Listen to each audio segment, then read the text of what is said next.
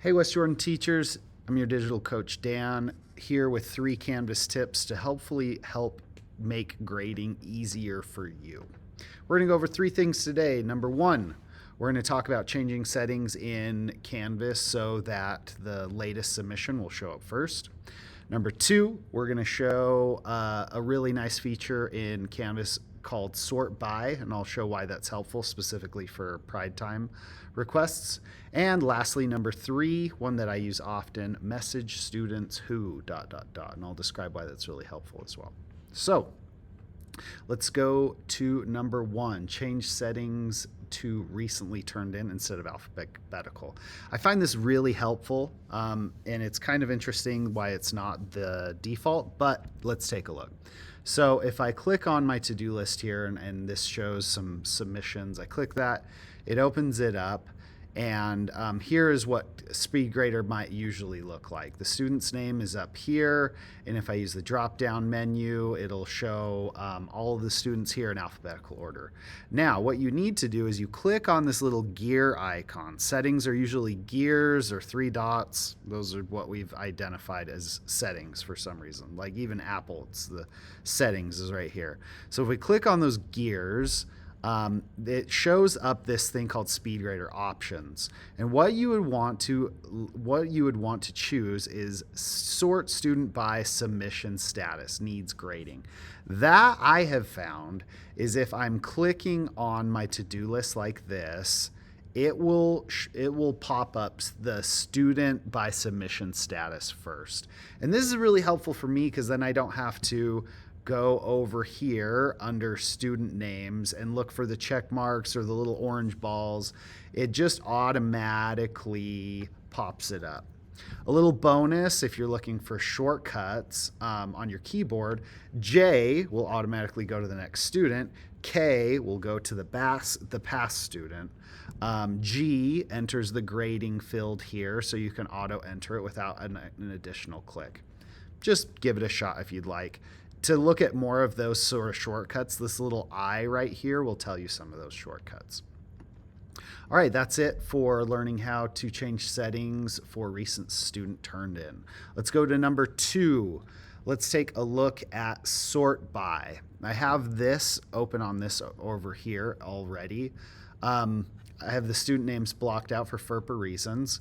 So if I'm in my grade book and I'm trying to see if students are either did very poorly on a quiz or didn't submit an assignment, or I have a lot of missing assignments, or just any of these ideas.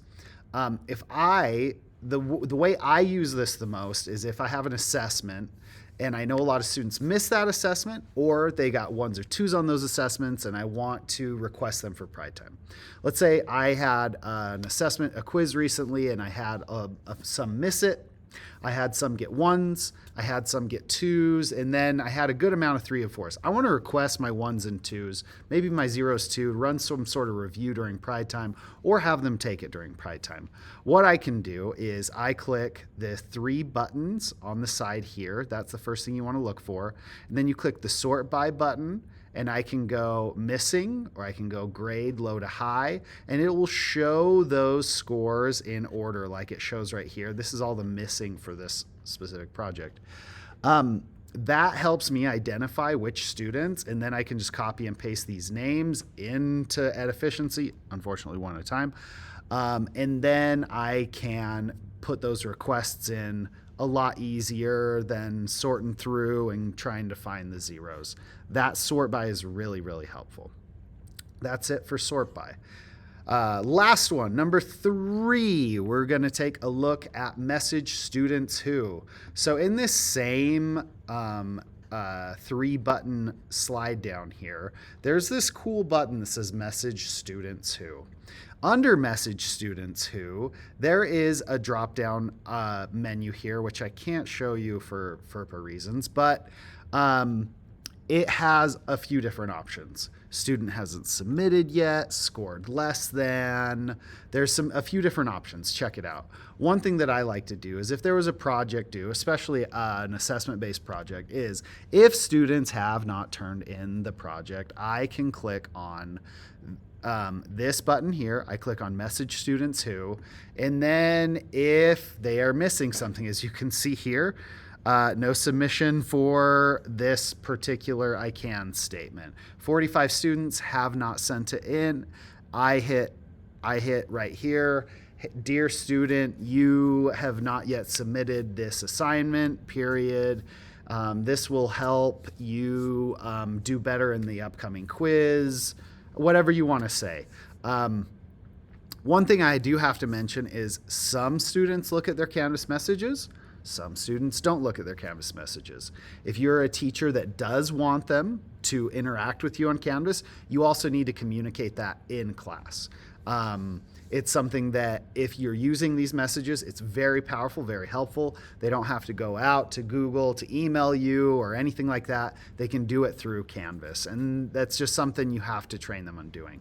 I find it helpful because there are things like this in Canvas that that make it beneficial for you, for them to interact with it in Canvas. I can give them course links in Canvas in the messaging, and it all just kind of like plays a little cleaner if the messages are happening in Canvas. But it is something that you have to train your students to do because not all of them use it, and some of them don't use it at all. They've never been taught to use it. So if you decide to do it in your grade level or your class, I highly recommend teaching them to use that messages as well. That's it today for Canvas lessons. I hope that you found any three of those things helpful. Changing settings to be recently turned in helps. Just identify those late submissions mostly. Sort by will make your Pridetimes more focused. And then message students who has a lot of benefits, but mostly just being able to contact a large number of students for a similar reason. Hope you're doing great out there. Thanks for everything you do at this school and for these students. Make it a great day.